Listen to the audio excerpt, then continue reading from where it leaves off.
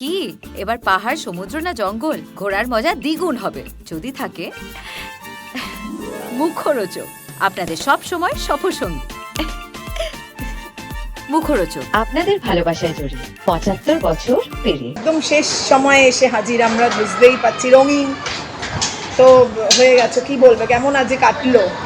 দেখো, আমাদের এই হোলিটা একটা খুব রিচুয়ালের মতো। রিচুয়াল মানে লেক ক্লাব বিখ্যাত হচ্ছে হোলি পালন করার জন্য। এবং প্রত্যেক বছর কি হয় যে আমরা প্রায় একটা রেকর্ড, প্রায় 11 বছর হয়ে গেল আমরা এই লেক ক্লাবে হোলিতে আমাদের ইনস্টিটিউট আর কি ডান্স পারফরমেন্স করে, এবং এক ঝাঁক নতুন ছেলেমেয়েরা তারা ডান্স পারফরমেন্স করে, তার সাথে বাউল সঙ্গীত থাকে, তার সাথে ডিজে থাকে। ভীষণ আমরা আনন্দ করি। এবং এখানে আমাদের পুরনো বন্ধু বান্ধবরা যারা সব পুরনো বলতে সব 90s-এর বন্ধু, আমাদের যারা সব 90 দশকের বন্ধু, তাদের সাথে সব দেখা হয়। এবং প্রচুর আমাদের বন্ধু মানে ফিল্ম ফ্র্যাটার্নিটির লোকেরাও আসে এবং তাদের সাথেও দেখা হয়। তো একসাথে রথ দেখা কলা বেচা দুটোই হয়, যে আমরা বন্ধুবান্ধবদের সাথে দেখাও করি এবং তার সাথে সাথে নাচ গান, আমাদের স্টুডেন্টরা নাচ গান করে এবং আমরাও নাচ গান কিছু কম করি না, আমরা ফ্লোরে গিয়ে নাচ গান করি, ডিজের সাথে নাচ গান করি এবং হই হুল্লোড়, খাওয়া দাওয়া সব কিছু হয়। ভীষণ আনন্দ করি হোলির দিনটা। তো ইয়েস, আনন্দ করি, তাই না? ভীষণ মানে লাস্ট 10 বছর ধরে আমাদের যা হয়, আজকাল তো সেই হোলি কালচার বা দোল কালচারটা তো পুরো চলে গেছে, হারিয়ে গেছে।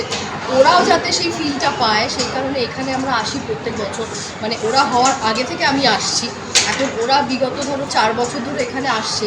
এখানে না পুরো এন্টারটেনমেন্ট, মানে সকাল 11টা থেকে শুরু করে এখন বাজে কটা 4:30, বুঝতেই পারছো যে এখনও অবধি আমরা কিন্তু সেই আনন্দের মধ্যেই ছিল। আর সবথেকে বড় পাওয়া হচ্ছে আমাদের ইনস্টিটিউটের ছেলেমেয়েরা যারা পারফর্ম করছে এখানে, প্রত্যেকেই বেশিরভাগ যারা আছে তারা কিন্তু প্রথমবার পারফর্ম করছে এবং তাদের দেখে আনন্দ পাচ্ছে বাকি লোকজন। সেটাও আমাদের কাছে একটা বিশাল বড় কথা। একেবারে নতুন, মানে হয় না নিজের বাচ্চা যখন স্টেজে ডান্স করে তখন কিরকম ফিলিং হয়, সেই ধরনের একটা ফিলিং হয়। তার সাথে আমাদের নিজেদের আনন্দ সব মিলেমিশে একাকার। আচ্ছা, তোমরা তো নিজেরা নাচছো, যাচ্ছে দুজন, এটা কি তো হ্যাঁ, তোমরা নিজেরা যে নাচছো, তোমাদের যারা নাচায় তারা কি করলো? হ্যাঁ, একটা নাচ দেখি দাও তো, গান গেয়ে নাচতে হবে। দেখি।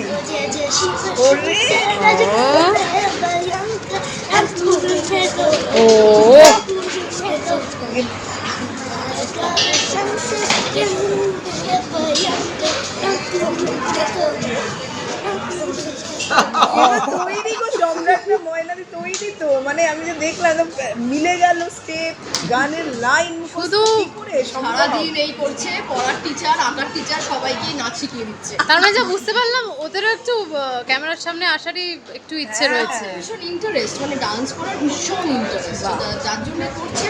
এখানে ওদের পছন্দ মতো গান হলেই চেয়ার থেকে উঠে ফ্লোরে চলে যাচ্ছে, ডান্স করছে। মানে এটা আমাদের কাছে একটা খুব আনন্দের বিষয় যে আমাদের সাথে সাথে ছেলেরাও যে আনন্দ করছে, ইনস্টিটিউটের ছেলেমেয়েরা যখন ডান্স করছে সেখানেও ওরা নাচছে।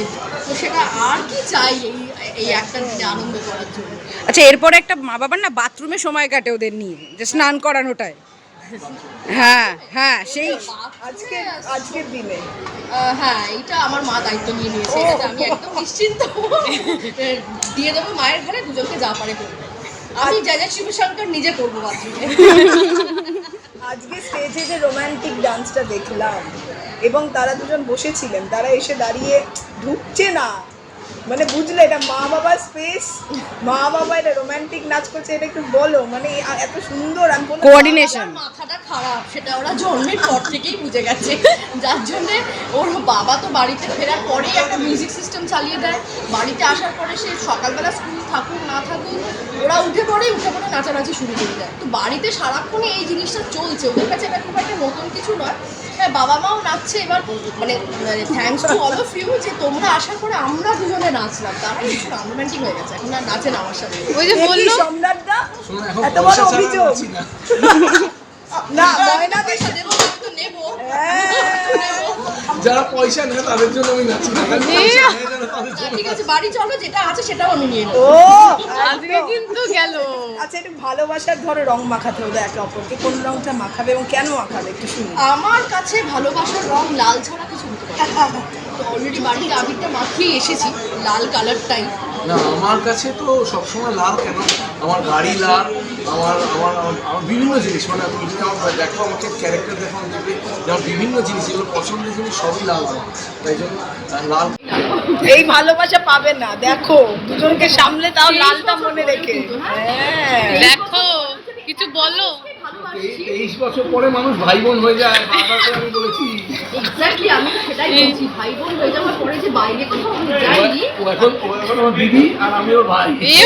এটাই আজকে হেডলাইন, আজকে এটাই আমার নায়িকাদের বয়স এখন 22 থেকে 23, আমার দিদি এখন আর আমি ওর ভাই এখন।